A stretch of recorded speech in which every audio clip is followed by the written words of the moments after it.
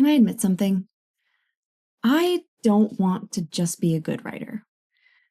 I want to be a great writer, one of the best. And I didn't want to say that out loud for a long time because it was almost discouraging because every draft I wrote felt so close to the books I couldn't stop thinking about, but not quite there. And I assume the difference was that these authors were simply better writers, that they had better prose, more elaborate plots, deeper characters, a natural born talent that I somehow didn't not possess and therefore never would. But then I read a lot of great books, obsessively, with one goal in mind: find out what they can do that I can't do. And I found it. I was just wrong about what it is because they weren't doing anything I didn't have the tools for. They just had a different way of using them because of what they know about the reader. You see, the way I was writing led me to this version of the scene. Emma leaned against the counter. Without thought, I handed her a mug filled with the only coffee she'll drink, a splash of milk, too much sugar. Knowing someone for more than half your life will do that. Make things like this automatic. But the best authors end up writing something more like this. Emma leaned against the kitchen counter, picking up the mug I already had waiting for her. Light roast, splash of milk, too much sugar. Have you noticed that your apartment always has a certain smell? She brought the mug to her lips, even in the morning, like fried something. She took a sip, I tossed her the rag. It landed in front of her just as the first drop hit the counter. That's not how I describe it. Why do those feel so different? Because it's not just that one has dialogue and the other doesn't. Look at the information. It's almost identical. Same relationship, same characters, same scene. So what changed? Think of it this way. Have you ever watched a movie with someone who keeps pausing it? See, that's because of this, and what this means is... And you're just sitting there thinking, I know, press play, I'll get it. It's annoying. And that's what I realized I was doing in my writing. I wasn't using different words. I wasn't telling a different story. I kept pressing pause. Every time I wanted to make sure the reader understood something, I stopped the story and explained. I explained what I know about the story. But the authors I admired didn't do that. They kept the scene playing and still got the information across because they understood something I didn't. And because they understood it, they started writing from a completely different place. For most of us, we know things are important to start writing. We need to know the relationship, the stakes, the motivation, the things the reader needs to understand for the story to work, almost like a checklist, literally like a checklist in some cases. So that's what we write, what we've come to know about the story, what we've made up. But readers don't open novels because they want our understanding of the story. They read because they want to experience it. They don't want to be told two people have been friends for 15 years. They want to experience what 15 years of friendship feels like. That's what the best authors know about the reader. That's why their books feel different. They don't write from what they know about the story. They decide how they want to frame the reader's experience of what they know. And that's where these authors start. Not with what happens, not what does the reader need to know, but what experience do I want the reader to have? So what does that actually look like on the page? Because it looks a little bit different than we've been writing. Like, how do you take the information you already know as a writer and turn it into an experience the reader gets to have? Let me show you, using a couple lovely, by which I mean deeply embarrassing, examples of a draft I wrote back in 2020. Royan spun away from the guy, some worker looking for an extra take from his shift. Idiot. Royan wasn't about to get caught stealing, or aiding in theft, not this close to finally leaving. It wasn't uncommon for people to snag a few treasures, sell them to those who had extra coin, but Royan? No way. Even his momentary lapse in attention could have ended it all for him. He wasn't about to risk execution when he was this close to finally leaving this place for good. So here's exactly what old Bella was thinking when writing this scene. I knew the stakes mattered. If Royan steals, he's executed. I knew the reader needed to understand that, so that's what I wrote with the tools that I had at the time. But look what happens. I've got the experience, and then right here, I interrupt it. I stop the story because I think I better make sure the reader understands the stakes. But now I'd ask a different question to write this same scene. I'd ask, what does it actually look like to live under these stakes every single day? So let's rewrite this with that in mind. And actually, I think this opening is pretty solid. At least the first little bit, like I showed you, I already gave some of the experience. He's already noticed someone's stealing. He's already thinking, idiot. I'd probably keep that. But then we hit this sentence about snagging treasure and then all the way to the execution. And that's me. That's the author talking. Royan already knows the execution is punishment. He doesn't need to remind himself of the rules of his own world. So instead, what would he be experiencing? Well, if someone next to me made a decision that could get both of us into trouble, killed, I don't think I'd immediately start explaining the legal consequences to myself. I'd watch them. I'd wonder what they were thinking. So that's where I'd go.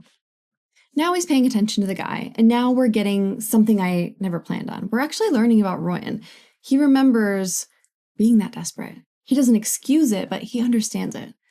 Then I think here we look at his momentary lapse in attention. I think I still want to keep it there because he would start looking about what's around. Because if execution is on the table, he's not just worried about him anymore. He's wondering if anyone noticed. And then, actually, I don't think he'd even call him the guy for very long. The more Royan looks at him, the more he realizes he's just a kid. In mentality, if not physically. So I change that too. And it would probably look more like this.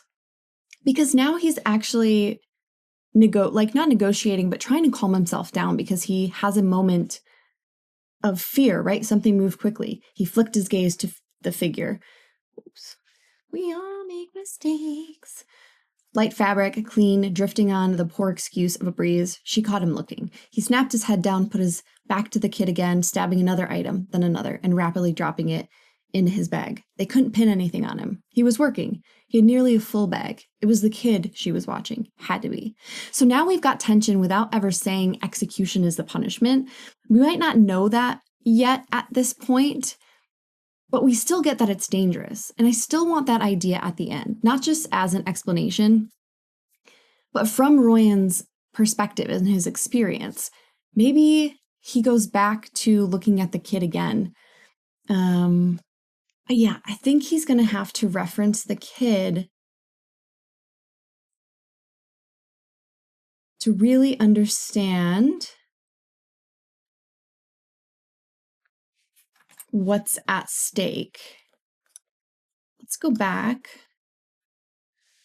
I think I would make it feel more like this. More like,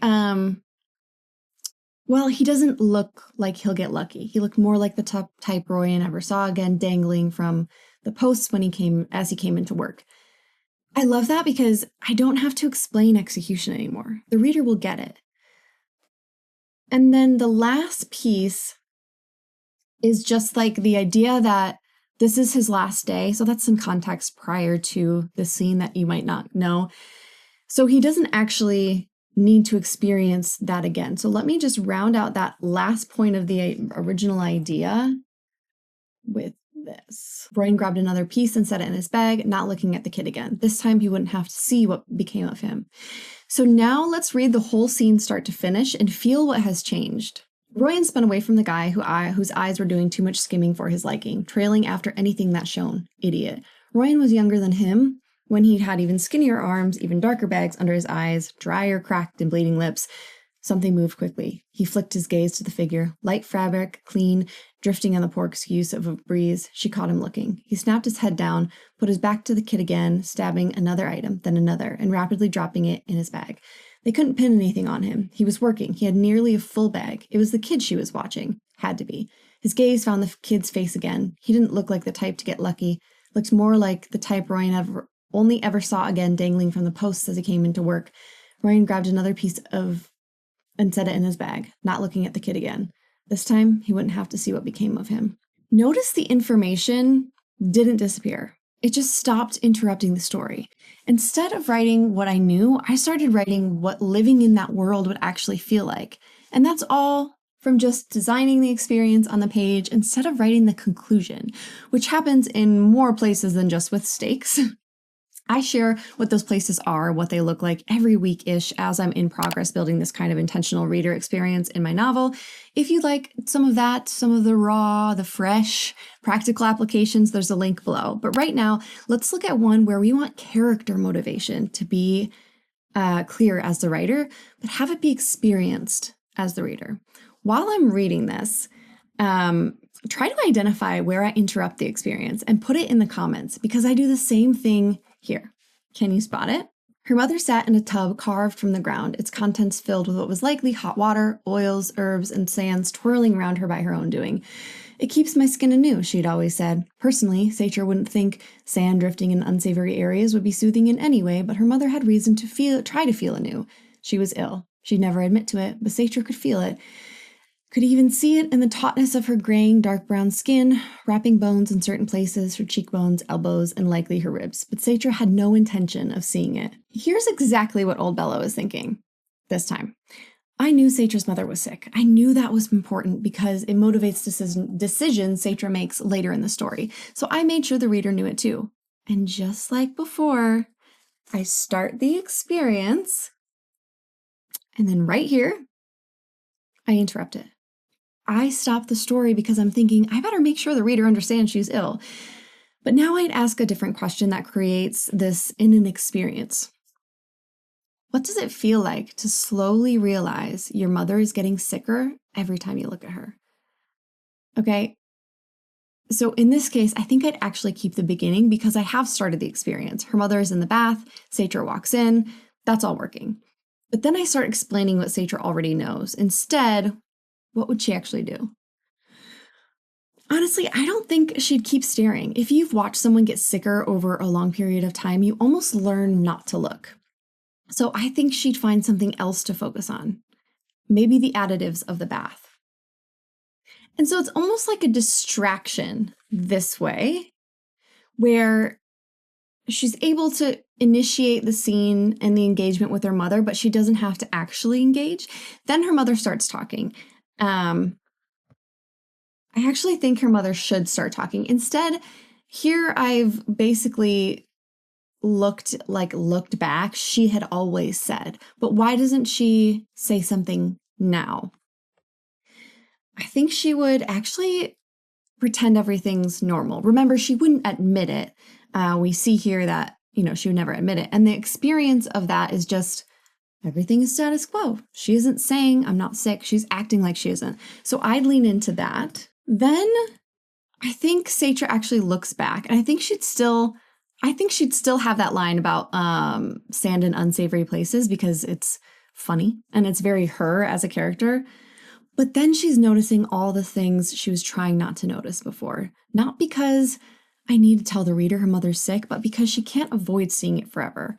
So let's rework that. And what I've chosen here is maybe a little hope in the color of her cheeks. So we're describing it, but there's a little, there's something else. But the thing I liked in the original one is that she still can't look at the ribs. So I think we're going to keep that idea. She has no intention of seeing that. I'm going to keep the same sentiment because I think it's almost like, she just can't look any further. And I do think it needs just one more piece, one more thing. Originally, I just wanted the reader to know her mother was ill, but now I'm learning something about Sacher too. She doesn't confront her mother. She doesn't call her out pretending. She plays along.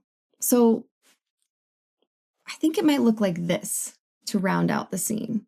She looks away so she doesn't have to see the ribs and tells her, "Seems to be working wonders, Mother." That wasn't me trying to communicate characterization. It actually came naturally once I started asking what the experience felt like for Sacher. So let's read it in full. Her mother sat in a tub carved from the ground, its contents filled with hot water, oils, herbs. She wandered to the shelves and picked up a vial of something of almost powder. "Something new?" she asked, holding it up. "Yes, it has some renewing qualities or some such thing," her mother answered from behind her. The girls insisted. Sacher heard the water slosh and turned to face her. "You know how they are." Sacher wouldn't think sand drifting in unsavory areas would be renewing in any way, but perhaps the girls, one girl, the mender, she knew, had finally found something that works. There was truly color in her mother's cheeks this time, what was left of them, though it didn't appear to do much for the translucence of her skin or the bulging of her joints. the way her ribs were likely protruding even more than last time. She turned her eyes before they could confirm it and placed the vial back on the shelf. Seems to be working wonders, Mother. If you compare this with the first version I showed you, the same information is still there. Her mother is sick, that sickness still motivates Sacher later, but instead of me explaining all of that and stopping to the scene to do it, the reader gets to discover it by experiencing the scene with her. And that's the pattern I started seeing everywhere. The more I stopped writing what I knew and started writing the experience of discovering what I knew, the less I had to interrupt my own story, because the best experiences aren't just about what the reader discovers. They're about how they discover it. Now, does this mean these scenes are perfect and you'll never have revisions? No. You know more as you actually write the book, and different things can change as you get further in the draft, which is why it's always good to practice these skills. So now it's your turn. Here's a short passage. I'll put it in the description so you can refer to it there too. And I want you to rewrite it. Here it is. Ava folded the note before I could read it. It's nothing, she said, sliding it into her pocket. I knew she was lying. Ava had been hiding things from me for weeks, ever since she started meeting with Daniel in secret. She didn't trust me anymore. Even though she pretended everything was fine, I couldn't believe anything she said now.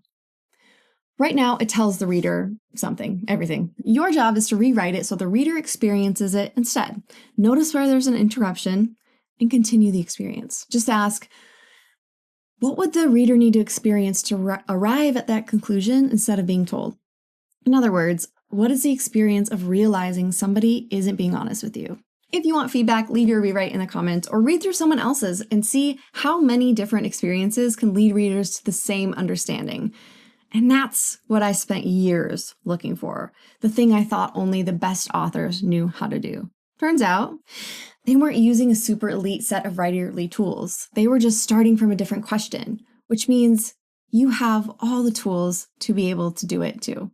Hi, I'm Bella. I help writers understand the decisions that shape a reader's experience so they know what to put on the page, not just how writing is supposed to work. And as always, any helpful resources for doing things in this video, really anything, will be linked in the description below.